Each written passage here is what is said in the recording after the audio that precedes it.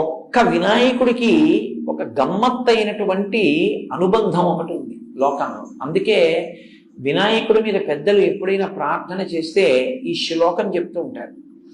శ్రీకాంతో మాతులో యస్య జననీ సర్వమంగళ జనక శంకరో దేవ తం వందే కుజరాననం అని చెప్తారు.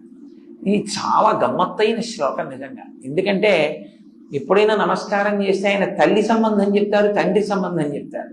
ఒక్క వినాయకుడికి మాత్రం మేనమామ గారితో మొదలెడతారు. శ్రీకాంతో మాతులో యస్య, మాతులు అంటే మేనమామ, నీ మేనమామ శ్రీకాంతుడు. శ్రీకాంతుడు అంటే శ్రీ అంటే లక్ష్మీదేవి యొక్క భర్త, నీకు మేనమామ.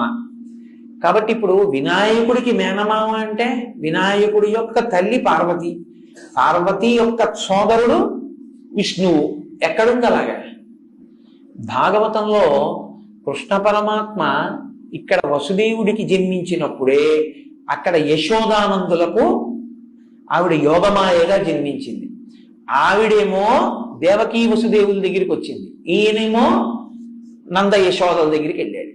అక్కడ పుట్టిన ఆవిడ ఇక్కడికి వచ్చింది, ఇక్కడ పుట్టిన ఆయన అక్కడికి వెళ్ళాడు. ఇద్దరికీ ఒక్కరే తల్లిదండ్రులు నంద యశోదలు. కాబట్టి వాళ్ళిద్దరు